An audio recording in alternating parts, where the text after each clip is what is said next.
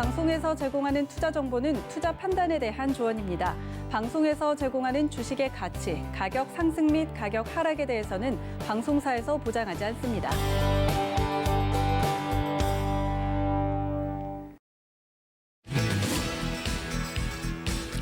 안녕하세요. 베스트 트레이딩맨 거래자들 진행의 도지은입니다. 오늘 이번 주 마지막 거래일이었죠. 삼성전자의 활약이 눈부신 하루였습니다.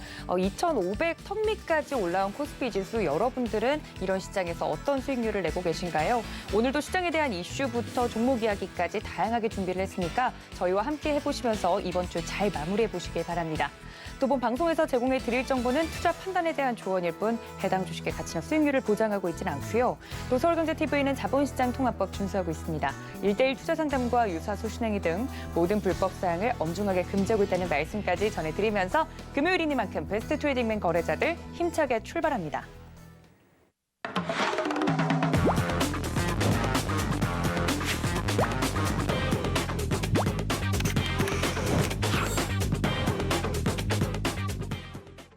네, 언제나 저희 곁을 든든하게 지켜주시는 분이죠. 박원재 위원님 모셨습니다. 위원님 어서 오세요. 안녕하세요.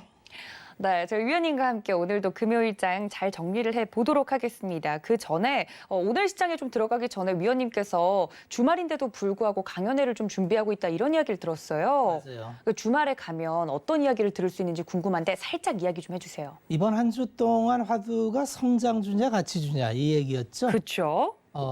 우리 시청자분들은 어떤 선택을 하시나요? 그리고 그 선택의 근거는 뭘까요? 그런 내용에 대해서 왜 성장에서 가치로 회귀하고 그런 가치주는 언제까지 유효할지 이러한 주제에 대해서 우리가 좀 한번 배경을 좀 알고 가면은 대응하기가 쉬울 것 같습니다. 내일 아마 토요 강연회에서는 그런 기본적인 이론적 배경과 앞으로의 상황 이런 걸 한번 말씀드려 볼까 합니다. 네, 늘 성장주냐 가치주냐 늘 이런 이야기는 많이 하는데 사실 내가 고른 종목에 대한 그런 이유나 근거가 명확한 분들은 많지 않은 것이 좀 사실입니다. 그래서 많은 분들이 이런 점에 대해서 궁금하실 텐데 내일 오후 1시에 저희 박원재 위원님께서 서울경제TV 더하기 유튜브 채널 통해서 이런 온라인 강연회 준비를 하고 계시다고 하니까 남은 2020년 잘 마무리하고 내년을 또 준비하고 싶으신 분들은 꼭 함께 하시면서 도움 말씀 받아가시길 바랍니다. 자, 이렇게 강연회 안내까지 드렸는데 일단 오늘 시장 같은 경우는 제가 뭐 종목을 여러 개 갖고 있는 거에 대해서 이야기하기는 좀 그렇지만 삼성전자 같은 경우는 국민주잖아요. 그렇죠. 모두나 갖고 있는. 네. 근데 오늘 삼성전자가 또 잘 올라주면서 코스피 지수가 진짜 2,500 턱밑까지 치고 올라왔습니다. 네. 이런 시장의 시그널을 어떻게 풀면 좋을지 좀 궁금한데 오늘 시장 어떻게 보셨어요? 이미 시장의 흐름이 11월 들어서 확연하게 바뀌었어요. 네. 시장의 흐름이 어떻게 바뀌었냐면 돌아온 외국인 이렇게 표현하면 맞을 것 같네요. 외국인이 돌아왔다. 외국인은 통상 제가 이제 누차 방송에서도 말씀드린 적이 있지만은 대한민국의 최대 대주주는 외국인입니다. 네. 외국인 지분이 한 34% 정도 되고요. 올해 25조를 팔아 놓으면서 한 30% 초반까지 떨어졌었죠. 외국인은 92년에 자본시장을 개방한 이후에 처음에 10% 개방을 했습니다. 그러다가 IMF 97년에 IMF를 맞아서 전면 개방을 했죠. 굉장히 불리한 조건 하에서 자본시장을 전면 개방해서 헐값으로 떨어진 대한민국 대기업들이 전부 외국인 손에 넘어가는, 그래서 외국인이 그때 지분을 한 30% 후반대로 늘린 이후에 지금까지 30%와 40%대를 왔다 갔다 하고 있습니다. 그러니까 실질적으로 대한민국 주식시장의 대주주는 외국인이다. 이렇게 보시면 되고요. 외국인들의 매매 행태를 보면은 그동안에 외국인이 지분을 늘렸을 때 투입한 자금은 얼마 되지 않습니다. 왜냐하면 워낙 헐값의 지분을 사들였기 때문에. 그러다가 주가가 오르면 외국인은 팔았습니다. 그리고 네. 떨어지면 사고, 이걸 반복했는데 2010년 이후에는 외국인은 별다른 움직임을 보이지 않고 그냥 박스 플레이를 해요. 그러다가 이제 올해 들어서 25조를 팔았는데 지금까지 매매 행태로 보면은 외국인이 내년에 그대로 다시 들어올 확률이 많습니다. 그래서 새로운 흐름이 출발될 수 있으니 예의주시를 하시고, 외국인이 만약에 들어온다면 삼성전자와 같은 반도체주와 은행주를 살 확률이 많습니다라는 얘기도 방송에서 드렸던 얘기이고요. 그런데 최근에 이제 이렇게 가치주, 소위 얘기하는 가치주가 돌아가는 이면에는 백신 이야기가 있었죠. 갑자기 이제 화이자에서 백신을 내놓는다. 네. 효율이 90%다. 이렇게 되니까 많은 사람들이 요새는 뉴스에 굉장히 적극적으로 반응을 합니다. 그러니까 경제활동이 바로 되는 것처럼 반응을 한 거죠. 그래서 그동안에는 경제활동을 전혀 못했는데 백신이 나옴으로 해서 정상적으로 경제가 돌아온다면 기업들이 멈췄던 공장을 가동하고 경제 정상화가 된다. 그런 전제하라면 당연히 금리가 움직입니다. 미 국채 금리를 보면은 10년물 국채 금리로 0.6까지 떨어졌던 게 어느새 0.95까지 올라가죠. 네. 이건 그대로 실물에 이제 가치주, 미국도 똑같이 가치주가 이제 많이 올라왔죠. 그러면 이제 여기서 우리가 주목해 볼 포인트는 이 금리가 언제까지 오를 수 있냐는 거하고 한 가지하고 두 번째는 성장주는 그럼 여기서 끝나느냐 두 가지의 논점이 있을 겁니다. 이 자세한 얘기는 내일 전해드리는 걸로 하고요. 네. 어쨌든 우리 시장에서 지금 시장이 이렇게 실질적으로 새로운 흐름이 들어갔죠. 2,500. 우리의 최고점은 2,600인데 아마 올해 내에도 뚫을 수 있을 것 같고요. 그 배경에는 외국인의 매수입니다. 이달 들어서 외국인이 4조 3천억을 매수를 했어요. 주로 코스피를 매수를 하죠. 코스닥은 안 들어옵니다. 그래서 지금의 흐름은 확연히 코스피의 대형주, 특히 반도체주에 집중이 돼 있다 이렇게 보시면 되고요. 요거를 더 자세히 보기 위해서는 외국인들이 과연 어떤 종목을 샀는지를 보면 도움이 됩니다. 자, 이달 들어서 외국인이 산 종목들은 이렇게 찾아보면 나옵니다. 그래서 외국인이 코스피에서 뭘 샀느냐? 삼성전자를 1조 7천억 샀어요. 그 다음에 LG화학, SK하이닉스, 삼성 SDI, 카카오, 삼성전기, SK케미칼, 하나금융지주 이런 유로 샀습니다. 현대모비스. 자, 그러니까 다 나오죠. 반도체주와 2차 전지주, 화학이지만 2차 전지주입니다. 전기전자, 그 다음에 은행주, 자동차주 이런 식으로 샀습니다. 결국은 달러 인덱스 플레이를 한다고 보면 되고요. 패시브 자금이 한국을 통으로 산다. 그러면 이러한 종목들이 대체로 싼 구간에 있기 때문에 아주 적극적으로 살 수 있는 거죠. 이 흐름이 조금 이어질 것 같습니다. 그렇지만 이게 그럼 내년까지 지배를 해서 덮는다. 이렇게 얘기하기는 좀 어렵습니다. 네. 그래서 금리 추이를 굉장히 주의 있게 봐야 된다. 이런 말씀을 드리면서 11월부터 바뀐 시장의 패턴은 외국인의 규환과 더불어서 전차 화해 시대가 온 거예요. 전기전자, 네. 자동차, 화학. 거기에 플러스 한다면 뭐 물론 철강, 조선, 기계 뭐 이런 쪽이 은행 이런 쪽이 따라오겠죠. 메인은 전차화다. 이렇게 정리를 해드리겠습니다. 네, 최근에 11월 시장에 들어서 랠리를 펼쳐지고 있는 이런 시장에 대해서 흐름을 좀 잘 잡아주신 것 같습니다. 특히나 외국인의 수급을 언급을 해주시면서 외국인이 돌아왔다 이런 이야기를 해주셨는데 잠시 뒤에 이슈에도 이런 수급에 대한 이야기는 있으니까 더 자세하게 나눠보도록 하고요. 11월 들어서 시장이 실제로 잘 가고 있는 건 맞습니다. 전기전자, 자동차 그리고 화학주를 좀 눈여겨보는 게 좋겠다 말씀을 드렸는데 이런 종목에 대한 이야기 궁금하신 분들 노란톡 열어두고 있겠습니다. 서울경제 박원재 검색을 하시고 들어오시거나 아래 하단에 나가고 있는 QR코드 보이시죠? 이걸 카메라 어플로만 비추셔도 입장이 가능합니다. 이미 저희 위원님과 함께 이런 종목에 대한 이야기 나누고 계신 분들은 그렇게 종목을 많이 갖고 있지 않다는 이야기를 제가 들었거든요. 그러니까 가끔 상담 제가 전화를 또 받다 보면 종목을 정말 여러 개 갖고 계신 분들이 많아요. 그게 자신이 없다는 얘기예요. 몇 개 정도가 가장 적절하다고 생각하세요? 사실은 내가 자신감에 비례합니다. 내가 정말 종목에 자신이 있으면 대체적으로 세 종목이면 적합합니다. 정말요? 네, 세 종목이면 적합하고 그래도 좀 불안하면 섹터별로 나누면 한 7종목까지 7개 정도? 네, 그 정도로 형성을 하면은 적어도 내가 커버할 수 있는 범위는 다 커버를 합니다. 중요한 거는 모든 걸 먹으려고 하는 건 욕심이에요. 모든 섹터에서 다 이제 잘 간 종목을 갖는 건요. 그리고 모든 걸 쫓아다닌다는 건 내가 눈에 띈다는 거니까 주식 투자하시면서 흔히들 하시는 착각이 내 눈에 보인다 해서 내가 아는 게 아니고요. 내 눈에 보인다 해서 내 손에 들어오지 않습니다. 그건 항상 후행적인 투자입니다. 선행적인 투자로 바꿔야 되는데 선행적인 투자는 지금 인기 있는 인기주보다는 이 다음의 흐름을 예상해서 지금 싼 구간에 있는 주식을 담아가는 게 선행 투자입니다. 최근 올해 들어서도 굉장히 순환매가 빨랐지요. 네. 매주 바뀐 것 같아요. 정신을 못 차리겠더라고요. 그 다 쫓아다녀서 먹나요? 아니더라고요. 네. 그건 못 먹어요. 그건 먹을 수가 없습니다. 그래서 결국은 우리가 주식 시장을 들어와서 목표 수익률을 잡는 거. 왜 우리가 목표 수익률을 잡고 합리적으로 우리가 두 자릿수 수익률이면 대단히 훌륭하다고 얘기하느냐 하면 같이 꼭 비교해 보셔야 될 게 주식 시장은 변동성 상품입니다.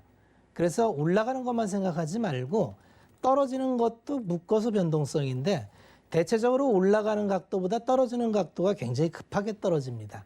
그러니까 좋아 보일 때 대충 언저리에서 들어갔다가 잠깐 기분 좋았다가 손실 구간으로 바뀌는 게 굉장히 떨어지는 구간이 급하게 떨어지기 때문에 대처하기가 어렵습니다. 그래서 내가 원래 잘하는데 이번에 실수했어가 아니라 그런 일이 항상 반복된다는 겁니다. 그래서 그걸 벗어나기 위해서는 틀림없이 내가 이 주식이 싼지 비싼지를 내가 평가할 수 있어야 되고요. 대체적으로 싼 구간에 들어가서 시간 지나서 비싼 적절한 가격 이상 가면 파는 이런 패턴으로 가는 순간 우리 시청자분들도 주식 투자를 통해서 수익이 날 수 있습니다.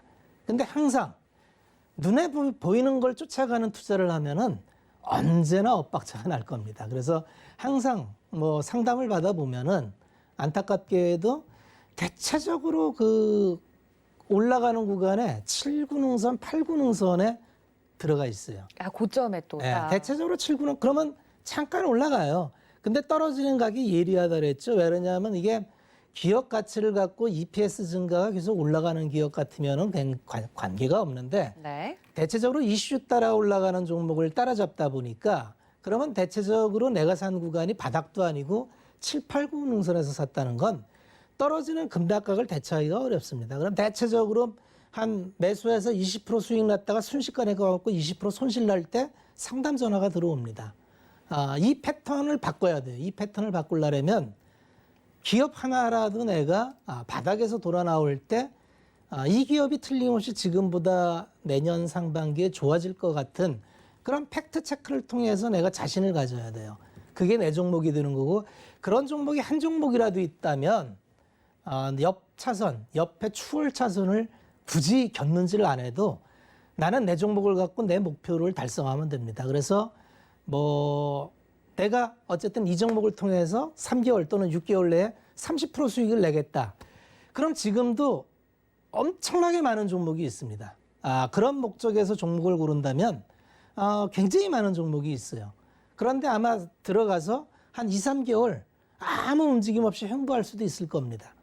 그럴 때 내가 할 일은 내가 생각한 투자 아이디어를 점검하고 또 점검해서 내 생각이 맞는지를 체크하고 그래서 그 결과물을 한번 받아보면 그다음부터는 그 힘이 바탕이 돼서 다음 종목을 또 찾게 되고 네. 그렇게 한 계단 올라가는 게 투자의 과정이지 투자를 항상 그냥 후행적으로 보면 10년을 해도 똑같고 20년을 해도 똑같고 발전이 없습니다.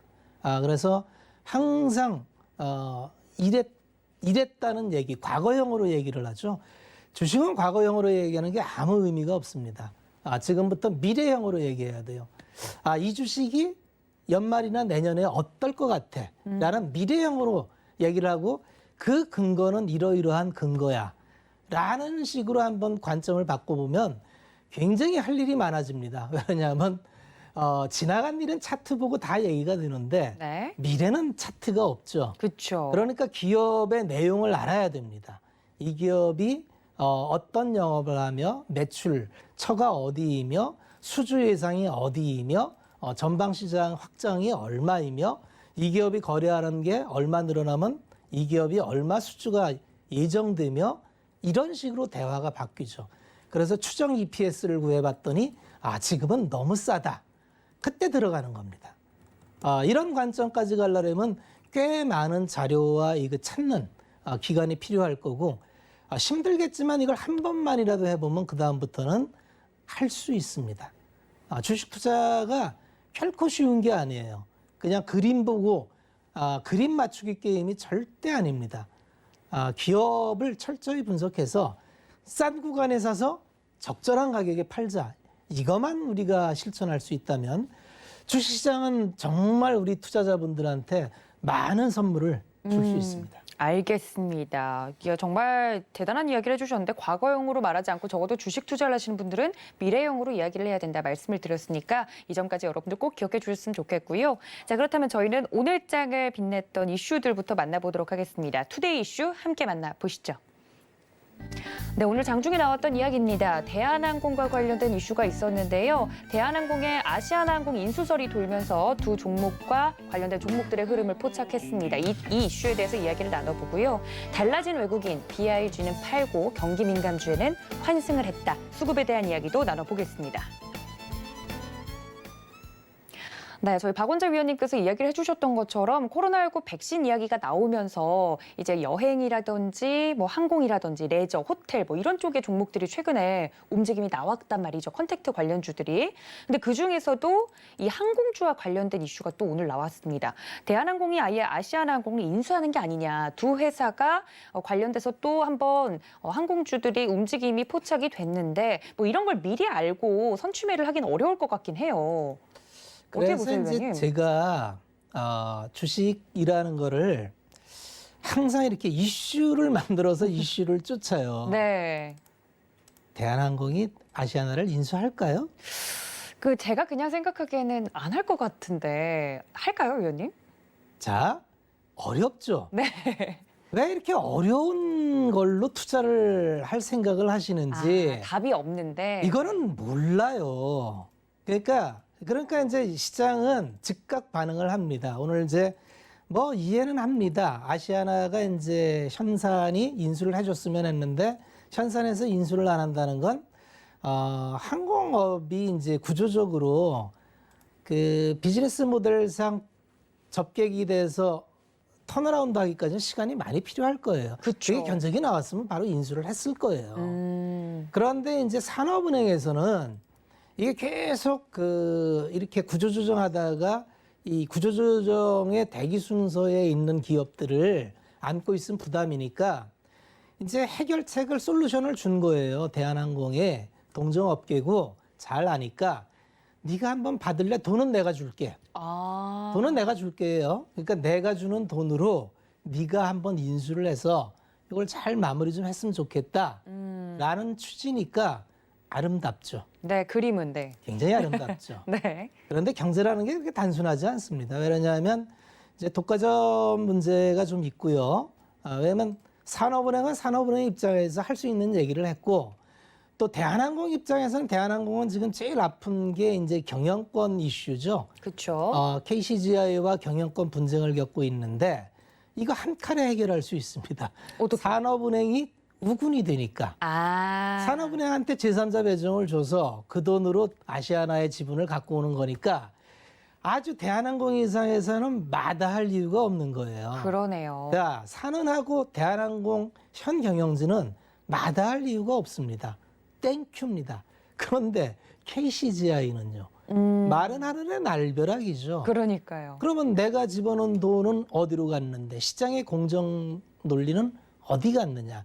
당연히 반대할 겁니다. 그리고 노조는 어떨까요? 자, 이거 고용, 동종업계가 인수를 하게 되면 당연히 점령분이 됩니다. 그렇죠, 그렇죠. 그러면 아시아나에 그렇지 않아도 뭐 여러 가지로 구조조정 뭐 이게 이슈가 많은데 네. 자연스럽게 인력 구조조정이 밀리게 되는 문제가 있을 거예요. 하나하나 들어가면은 현실적으로 현실화되기까지 많은 난제가 있을 겁니다. 또 독과점 문제도 있죠. 50%를 넘기면 독과점 규제법에 의해서 또 그 규제들을 어떻게 피할 건지. 그런데 주가는 이렇게 반응하니까 이제 투자자 입장에서는 상상의 나라를 펼칩니다. 이제부터. 야, 된다면 대한항공 사야 되는 거야? 아시아나 좋아지는 거야? 자, 아시아나는 지금 투자 적격 업체가 될 수가 없어요. 왜냐하면 현재 상태에서 자본 잠식에 들어가 있고 누군가 돈을 태워주지 않으면 정상적인 경영이 어렵습니다. 그런데 이제 뭐 누가 구원군이 온다니까 그럼 살아난다. 이런 게 구조조정 기업들은 많아요. 그런데 이런 데 돈을 태운다는 거는 누구도 알 수 없는 불확실성에 내 돈을 태우는 거예요. 그냥 거의 약간 도박에 가깝네요. 올바른 투자법이 네. 아닌 거죠. 왜? 뻔히 보이는 아주 편안한 길이 많은데 이를테면 얘기했잖아요. 외국인이 돌아왔습니다. 외국인은 아마 이러이러한 걸 살 겁니다. 이런 흐름은 좀 더 진행될 겁니다.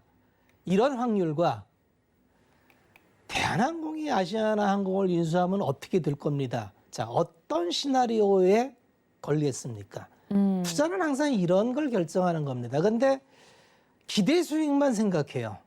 이게 잘 되면 아시아나항공이 퀀텀 점프하는 거 아니야? 살아나면 이게 얼마야?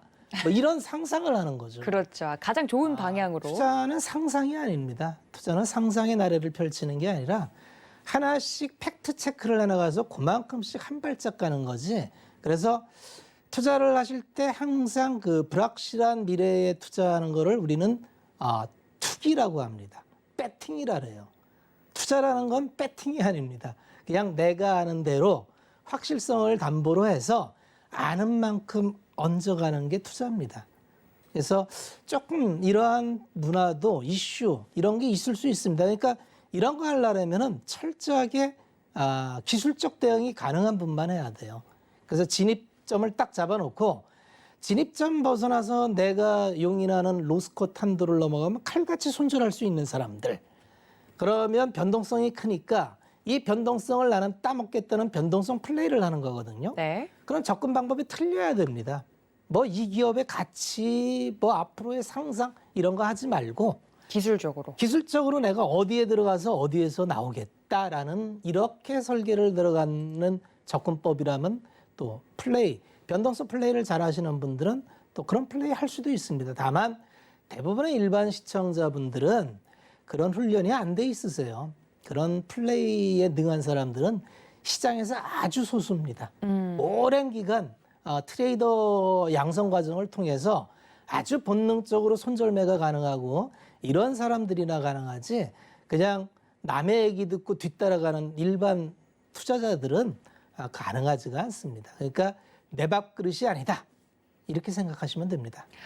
네, 정말 중요한 이야기를 또 해주셨습니다. 기술적으로만 대응이 가능한 분들의 영역이지 이런 이슈가 나왔다고 해서 뭐 아시아나가 됐든 대한항공이 됐든 관련된 주가를 따라잡는 건 굉장히 어려운 투자 방법이다라고 이야기를 해주시면서 편안한 다른 길이 있는데 왜 그렇게 여러 가지 시나리오가 지금 나오고 있는 이런 이슈에 따라붙으려고 하시느냐라고 이야기를 또 한 번 해드렸습니다. 이 말씀도 정말 맞는 게 여러 가지 시나리오들이 시장에서 계속 나오고 있어요. 근데 그중에 맞으면 괜찮지만 틀렸을 때 내가 달랐을 때 그걸 또 손실을 감수할 수 있는 개인 투자자분들이 많이 안 계시기 때문에 우리가 지난 일을 다 까먹죠. 그렇죠. 10월 말에 무슨 일이 있었는지 아세요? 저 이제 어제 먹은 반찬도 잘 기억이 안 나요. 10월 말이 얼마 전이에요. 그러니까요. 시장 무너진다 그랬어요. 그런 얘기 나왔을 때 저점을 깨고 더 내려갈 것이다. 그렇죠. 외국인들이 폭탄 매물 나오고 불과 하루 만에 이렇게 반전이 있을 거라 그때 떨어질 때 많은 시나리오가 이제 시장 위험하다 그랬어요. 그만큼 우리 일반 투자자가 받는 투머치 인포메이션 시황이라는 건 정말 가치 있는 게 별로 없습니다. 맞는 거 사후적으로 보세요. 옛날 유럽 위기, 재정 위기도 그랬고 어떤 그런 얘기가 공포감을 심어줘서 그 공포가 실현된 얘기가 별로 잘 없고요. 낙관론이 심어져 갖고 낙관론 들어간 적도 별로 없습니다. 그러니까 그거는 이슈 따라 움직여서 지나가면 다 까먹어서 그런데 그렇게 해서 쫓아다녀 가지고 우리가 투자의 성과를 낸다는 건 불가능합니다. 단언컨대 그렇게 돈을 벌 수 없어요.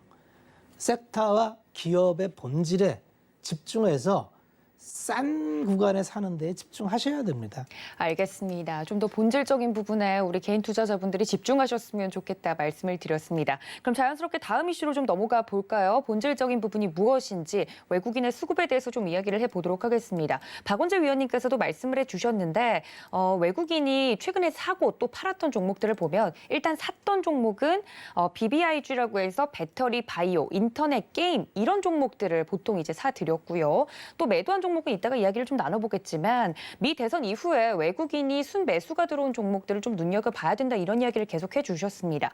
주도주가 성장주에서 경기 민감주, 실적 개선주로 옮겨가고 있는 흐름이다라는 기사인데 여기에 대해서는 또 어떻게 생각하세요, 위원님? 이 흐름을 따라가야겠죠, 역시? 선택입니다. 그러니까 지금은 성장과 가치를 선택하는 문제가 아니에요. 왜 그러냐면 우리가 경기가 이제 골디락스라 해서 화랑을 예측한다면 네. 당연히 가치주 올인을 해야 됩니다. 그렇죠. 그래서 내년도에 이제 그 KDI나 이런 데서 OECD 선진국 경제 전망을 보면 우리나라 경제도 3%대 성장이죠. 그렇죠. 3%대 성장이 고도 성장인가요? 옛날에 비해서는 그렇게 고도 성장은 아닌 거 아닌가요, 위원님? 당연히 회복하는 거예요. 그냥 회복 정도? 회복. 그리고 금리는 이제 올라서 0.96입니다. 미국채. 네. 고금리인가요? 아니요. 역사적으로 최저점대에 있는 겁니다. 그런데 이 원인이 그러면 지금까지 통화정책과 재정정책으로 엄청나게 부채를 지웠는데 네. 이 부채 경자에서 금리를 올릴 수 있을까요? 한계가 있겠죠? 당연히 그렇죠. 네. 이코로 가치주가 지금 흐름으로 간다 해서 이게 세상을 뒤덮을 만큼 쭉 갈 수가 없습니다. 언젠가는 다시 성장주가 바톤 차지를 할 겁니다. 성장주가 지금 꺾이는 게 아니에요. 쉬고 있는 거지. 이런 걸 이해해야 되면 그럼 어떻게 해야 되겠습니까? 바벨 전략입니다. 둘 다? 성장주와 가치주를 같이 갖고 있어야 돼요. 우리 주식 불패방은 그렇게 포트를 구성해 놨고요. 진작에. 네. 그런 식으로 어떤 주식시장에 맞게 주식시장에서 꾸준한 퍼포먼스를 내기 위해서는 훌륭한 전략이 뒷받침돼야 됩니다. 지금은 어느 누구도 이 가치주의 흐름이 연말까지 갈지 내년 1, 4분기까지 갈지 아주 길게 보면 내년 2, 4분기 네. 내년 3, 4분기까지 보는 사람은 별로 없는 것 같아요. 그러면 그 구간까지 업사이드 이를테면 삼성전자 기준으로 삼성전자가 여기서 오르면 어디까지 오를까요? 이런 걸 한번 생각해 보자는 거죠. 네. 제가 볼 때 20% 오르면 8만 원이에요. 8만 원이면 지수 한 3천 가까이 갈 겁니다. 왜 그러냐면 우리는 시가총액식이기 때문에. 네. 그래서 제가 일전에 말씀드렸듯이 삼성전자 주도로 지수가 오르면 장이 정말 재미가 없어요. 그러면 빠른 판단을 해야 됩니다. 삼성전자 트렌드로 간다면 삼성전자 업사이드 20%를 먹을 것이냐, 하단에 있는 소부장 종목을 찾을 것이냐. 오늘 시가업체 중심으로 막 움직임이 컸었죠. 유진테크나 테스 네. 이런 거 굉장히 오늘 많이 움직였죠. 얼마나 올라 볼까요? 테스 오늘 7.34% 갔네요, 위원님. 삼성전자 가강하잖아요. 네, 그죠? 네. 이런 흐름을 빨리빨리 캐치를 해야 되는 거예요. 한솔케미칼 이런 것도 많이 움직였죠. 네. 그래서 그러면 소부장을 좀 봐야 되는 거 아니야? 이런 쪽으로 자꾸 관점이 바뀌어야 되는 겁니다. 그래서 그 엑기스 되는 소부장 쪽에 가면 왜냐면 이제 반도체 라인이 2017년, 18년도가 그랬습니다. 그때 이제 삼성전자 주도로 지수를 쭉 뽑아 올릴 때 소부장 섹터에서 많은 시세 탄력이 났었죠. 그래서 그쪽과 또 성장주와 또 뭐 여러 그 스프레드 쪽이 요새 뭐 스판덱스 좋다 해갖고 뭐 요새 가격 반응이 굉장히 빠릅니다. 근데 이거는 계속 추적하지 못하는 사람은 못 따라가요. 그래서 저도 뭐 보기만 봤는데 들어갈 틈을 안 줍니다. 너무 급속도로 올라가기 때문에. 그래서 기회는 우리 눈앞에 계속 지나갑니다. 우리가 그걸 못 잡을 뿐이에요. 우리 눈앞에 주식시장은 엄청난 기회를 매일 뿌려줘요. 다만 말씀드렸지만 투자자 혼자서 그 모든 걸 잡을 수는 없습니다. 과역이고요. 내가 잡을 수 있는 것만 분명히 잡아가면 됩니다. 그것도 나쁘지 않습니다. 그래서 내가 잡을 수 있는 범위를 조금씩 늘려나가자. 그게 투자자가 할 일입니다. 알겠습니다. 외국인의 수급과 더불어서 이 시장에 대한 이야기를 좀 해주셨는데 이 점들까지 모두 참고하시면서 바벨 전략이 또 좋을 것 같다. 개인 투자자분들에게는 이런 이야기도 해드렸으니까 참고 부탁드릴게요. 자, 그렇다면 저희는 마켓 트렌드 시간으로 다시 돌아오겠습니다. 잠시만요.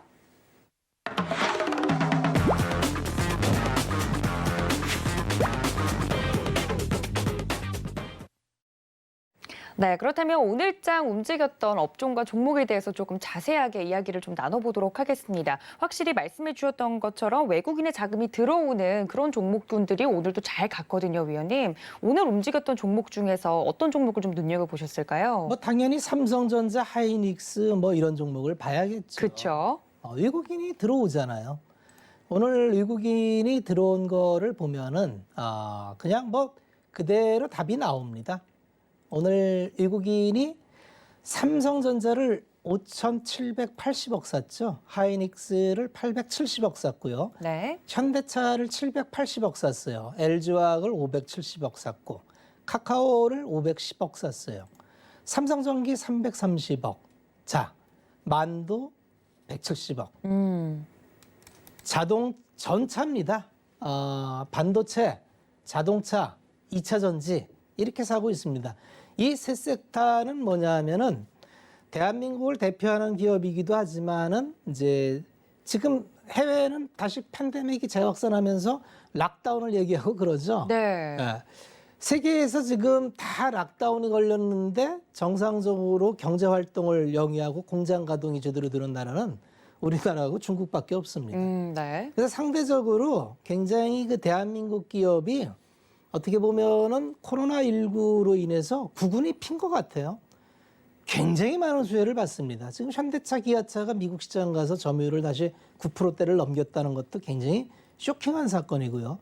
환율이 이렇게 절상되는데도 원화 강세 속에서 이런 거를 이뤄낸다는 건 정말 대단한 일입니다. 만약 4, 4분기도 이런 흐름이 이어간다는 거는 신차 대응을 엄청 잘했다는 거예요. 기아차의 카니발이나 이런 것들이 네. 미국인들이 좋아하는 서브 모델을 외국 브랜드는 전혀 신차 브랜드를 내놓지 못했을 때 신차 브랜드를 내놔서 이게 폭발적으로 반응을 낸 거니까 그러면 한 번 점유율을 잡히면 이게 좀 가거든요.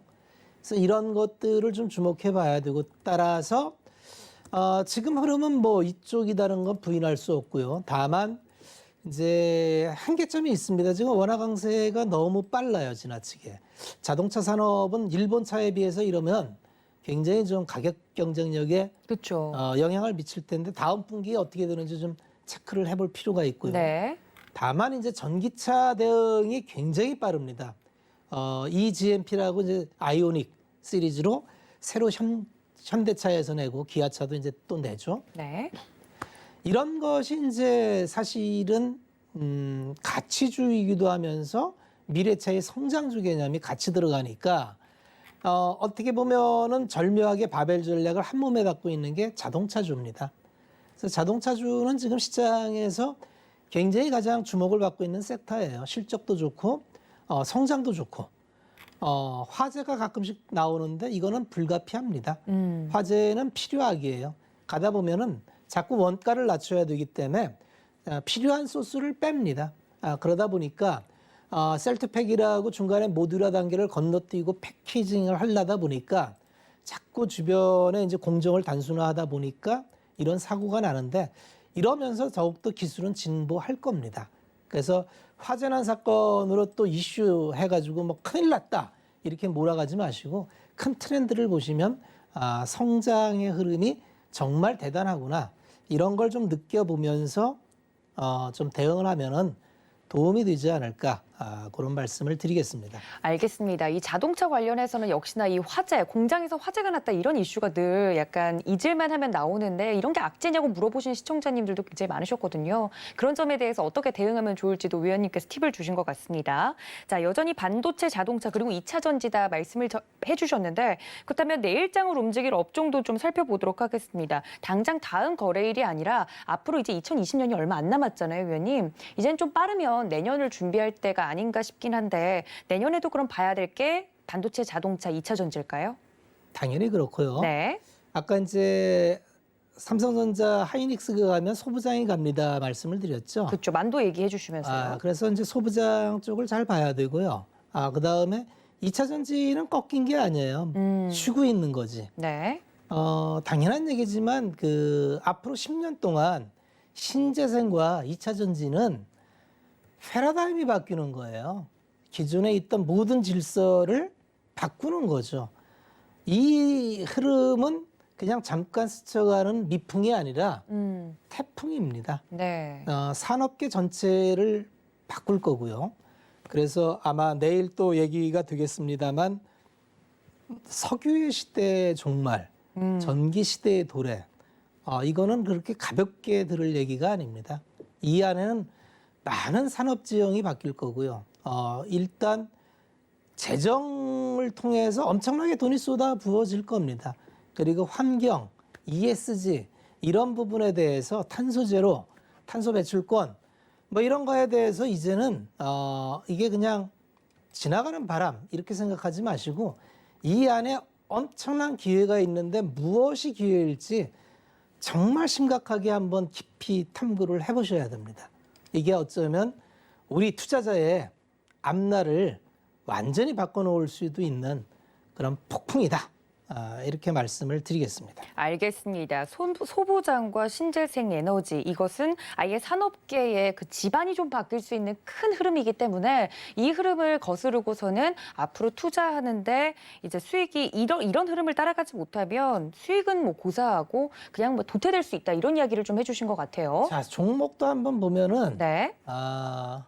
지금 소부장 쪽에서 오늘 반도체가 나가니까 유진테크나 테스 이게 이제 우리가 장비단을 보면은 대개 이제 우리나라에서 할 수 있는 장비가 제한적이에요. 네. 보통 장비는 전공정인데 웨이퍼가 들어오면 웨이퍼 위에 이제 이걸 증착을 합니다. 산화막을 덮어서 증착을 하고 네. 이걸 식각을 통해서 깎고 또 덮고 깎고 이걸 반복하는 거예요. 그래서 이제 이 안에 회로를 새기는 걸 노광공정이라고 하고 근데 노광공정은 뭐 독점이에요. ASML 기업이 독점으로 해서 EUV 그 대수가 1년에 30대밖에 못 만듭니다. 한 대에 뭐 3천억씩 하는 기계고요. 이거를 삼성하고 TSMC하고 서로 이제 달라고 쫓아가서 전쟁을 벌이는 판이니까 노광공정에 대해서는 국내에는 전혀 없고요. 다만 노광공정의 이제 펠리클 정도를 하는 게 이제 두 회사 정도가 있고요. 아마 투과 수율은 통과됐다고 하는 걸로 들었습니다만 두 번째 그래서 우리나라 공정에서 많이 하는 게 이제 식각 공정과 증착 공정에 있는 이런 업체들이 있는데 식각과 증착을 같이 하는 게 원익 IPS가 있고요. 네. 최근에 그래서 흐름 원익 좋았죠. IPS도 이제 좀 주목해 봐야 되고 네. 증착 공정에는 유진테크와 테스가 있어요. 오늘 탄력적으로 상당히 시세가 낮죠. 그래서 아마 국산화를 간다면 이런 기업이 삼성전자가 내년에 여러 가지 투자를 많이 할 텐데 이런 수혜를 아마 오롯이 받을 겁니다. 그리고 하나밖에 없는 기업들이 있어요. 에로티 베큐임이나 뭐 PSK나 뭐 이런 기업들도 좀 눈여겨보면 좋아요. 그 다음에 뭐 가스 배출을 하는 유니셈 같은 기업도 좀 주목해 봐야 되고 네. 그다음에 소재단은 다 좋습니다. 머티리얼즈는 가스 부분은 계속 늘어나니까 좋고요. 한솔케미칼이나 솔브레인도 이제 식각 공정의 낸드가 고단화되면은 이 공정이 좀 많이 거치니까 이런 용액이 굉장히 많이 들어갑니다. 한 번 하던 걸 두세 번씩 하게 되거든요. 그래서 이런 거 하고 그다음에 뭐 실리콘 그 용기를 다루는 부품들 이런 것들이 뭐 SKC 솔믹스나 TCK, KNJ, 월덱스, 하나머티리얼즈, 원익 QNC 이런 기업들이 이제 대체적으로 부품단에서는 소모품이니까 공정 늘어나면 날수록 이런 기업들은 계속적으로 그 수요가 늘어나는 구조입니다. 그러니까 계속 말씀드리지만 예측이 편한 섹터가 많이 있어요. 네. 이런 섹터가 비교적 예측이 좀 편한 섹터로 나와 있고요.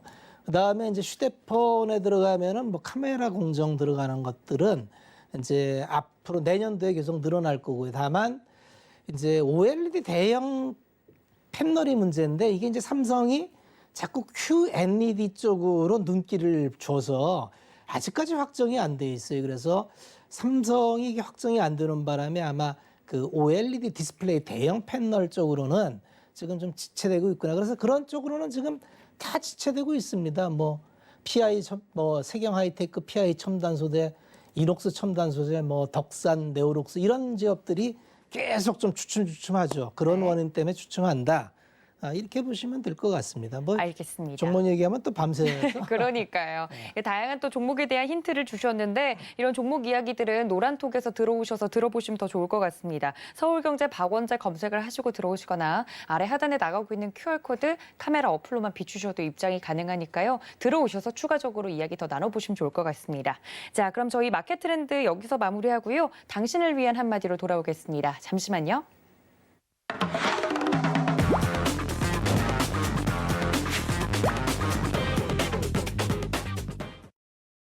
네, 위원님께서 늘 시장에 대해서 선행하는 투자를 해야 된다 이런 이야기를 해주셨는데 개인 투자자분들도 다 아실 거예요. 근데 참 그걸 실천하는 게 어렵더라고요. 그러니까 주식 투자를 어렵다고 생각을 하고 접근을 해야 돼요. 네. 이게 우리가 이제 사업을 하면은 제일 먼저 하는 게 뭐죠? 우리가 사업을 하기로 했어요. 네. 그러면 제일 먼저 뭘 하죠?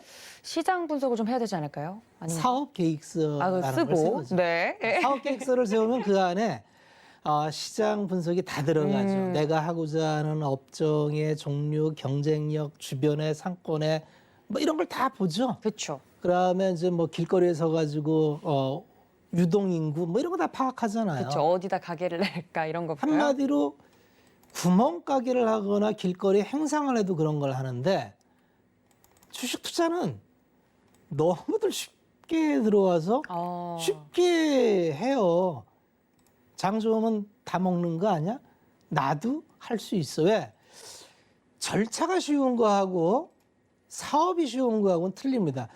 왜 이런 생각들을 하시나 봤더니 주식 투자가 너무 편해요. 그렇죠. 계좌 하나 틀게요. 예. 계좌 터줍니다. 어떻게 사야 돼요? 매수 버튼을 누르십시오. 뭘 사야 돼요? 쭉.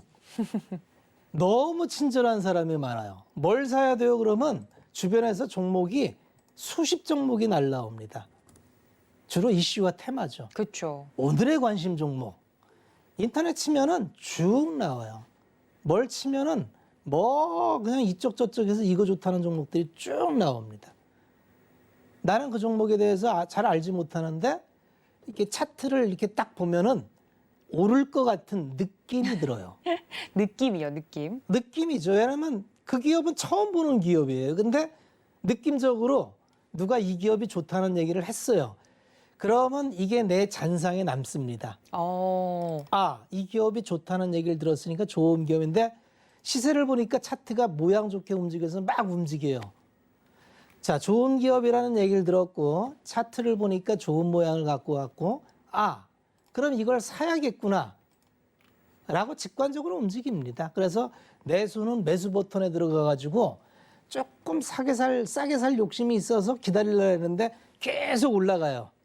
호가를 뚫고. 그럼 어떻게 하죠? 추격 매수를 하죠. 지금이라도 들어가야겠다. 빨리 사지 않으면 안 될 것 같으니까. 놓칠 것 같으니까. 네, 뜨끔하네요. 이 수익이 내 행운이 내 손에서 빠져나갈 것 같은 착시를 줍니다. 이 차트를 보고 있으면. 호가창을 보고 차트를 보고 있으면 너 빨리 사라고 채찍질을 하는 거예요. 마음이 급해지잖아요. 급해지죠. 흥분합니다. 그리고 호가창 체결을 보면은 막 채가는 게 보여요. 맞아요. 아주 아드레날린이 분비됩니다. 흥분돼요. 그래서 막 순간적으로 많은 일을 합니다. 살까 말까, 살까 말까. 두 호가만 밑에 대볼까. 맞아요. 누구나 똑같은 과정을 겪습니다. 근데 하루만 지나서 보세요. 내가 왜 그랬지? 정말 왜 그랬지? 왜냐면 그 순간에 내가 보고 있는 거는 환상입니다. 내가 이 기업에 대해서 아나요?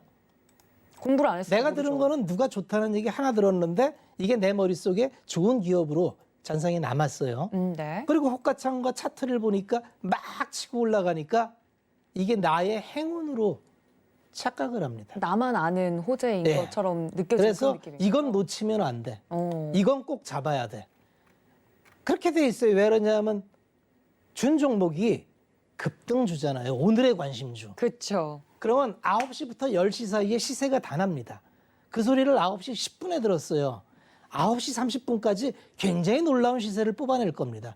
대체적으로. 네. 그러다가 30분 넘어가면서 꼬꾸라지기 시작하는데 무서운 속도로 꼬꾸라지는 걸 아마 쉽게 경험하실 겁니다. 네.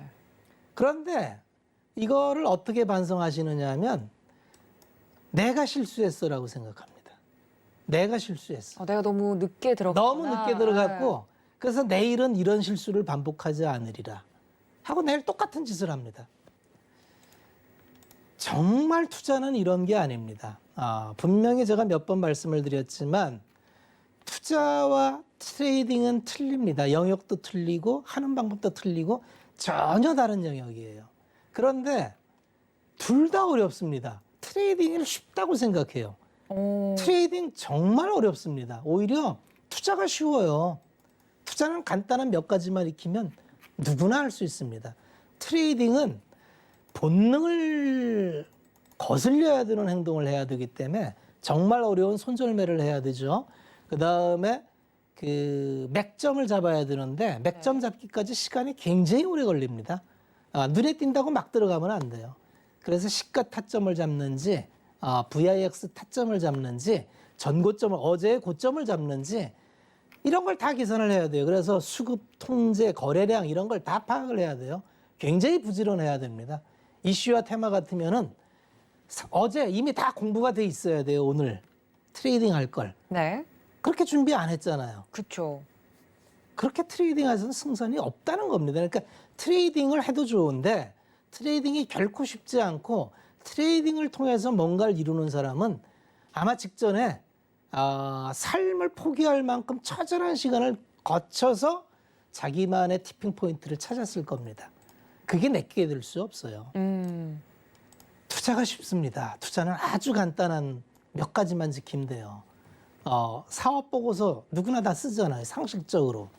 기업이 돈을 잘 버는지 못 버는지, 이 기업이 돈을 버는 구조가 지속 가능한지 안 가능한지, 경쟁자는 얼마인지 이 정도만 보고요. 한 3개년 분기 단위로 이익 추정치 보고 그 다음에 업황, 인터넷 좀 조사를 해보면 이를테면 2차 전지 왜 좋은지 다 나옵니다. 그러면 이게 대체로 좀 비싸지요. 비싼데 어디까지 응행하는지만 잡아두면은 대체적으로 진입 구간과 엑짓 구간이 나옵니다. 추정 가능한 쪽에서 우리는 내 투자금을 넣어야 되고 그게 싫다면 정말 싼 종목이 많습니다. 정말 싼 종목. 이를테면 건설주, 지방 건설주나 그 제지주 이런 거 보면요. 지금도 3, 4 때에 있는 게 있어요. PBR 0.3. 싼 거죠. 기다리면 됩니다, 이거. 들어가서 기다리면 돼요. 근데 들어가서 한 달을 못 기다리잖아요. 투자하고 한 달도 못 기다리면 성과 내기 어렵습니다. 보통 들어가서 반년은 기다릴 생각해야 돼요. 반년을 기다릴 생각하고 내가 반년 기다려서 한 20% 먹겠다. 나쁜가요? 아니요, 수익률 좋은 거죠. 근데 왜 안 할까요? 생각처럼 이게 행동이 쉽지 않더라고요, 의원님. 내가 확신이 없는 거고 그만큼 네. 공부를 안 한 거고 그렇죠. 기다리는 게 너무 힘듭니다. 맞아요. 기다리는 게 너무 생각보다 기다리는 게 너무너무 힘듭니다. 단언컨대 주식 투자하면서 기다리지 못하면은 수익 내기 어렵습니다.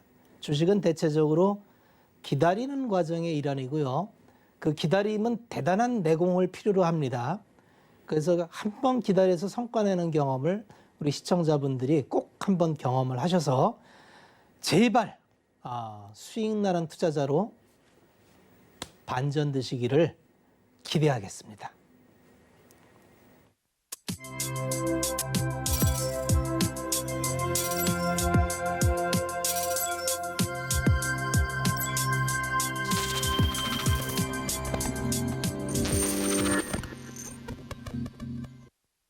네, 투자는 쉬어야 정상이다라고 이야기를 해주셨습니다. 아직도 투자가 어려우신 분들 노란톡 열어두고 있는데요. 서울경제 박원재 검색을 하시고 들어오시거나 아래 QR코드로 들어오시면 됩니다. 그리고 이런 남은 시장, 2020년 남은 시장과 2021년을 이제 준비하고 싶으신 분들 내일 저희 위원님께서 또 시간을 내셔서 온라인 무료 방송까지 해주신다고 하니까 강연에 여러분들 꼭 잊지 마시고 오후 1시입니다. 서울경제TV 더하기 채널 열어둘 테니까 들어오셔서 성장주와 가치주에 대한 이야기까지 챙겨가 주셨으면 좋겠습니다. 자, 이렇게 1시간 동안 이야기 나눠주신 저희 위원님 보내드리면서 인사 말씀 나눌게요. 위원님 고맙습니다. 또 이번 방송에서 제공해 드린 정보는 투자 판단에 대한 조언일 뿐 해당 주식의 가치나 수익률을 보장하고 있지는 않습니다. 또 서울경제TV는 자본시장 통합법 준수하고 있지요. 1:1 투자 상담과 유사 수신행위 등 모든 불법 사항을 엄중하게 금지하고 있다는 말씀까지 전해드리면서 베스트 트레이딩맨 거래자들에서 준비한 내용은 여기까지입니다. 이어지는 심야 상담소도 많은 시청 부탁드리고요. 지금까지 시청해주신 여러분 고맙습니다.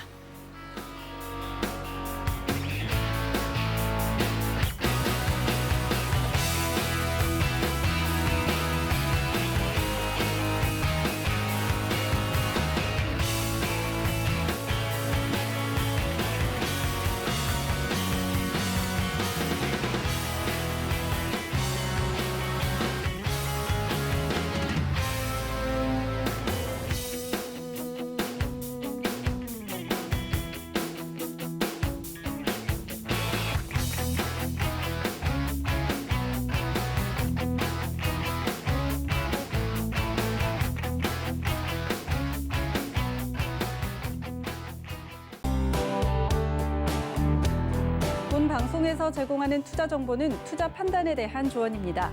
방송에서 제공하는 주식의 가치, 가격 상승 및 가격 하락에 대해서는 방송사에서 보장하지 않습니다.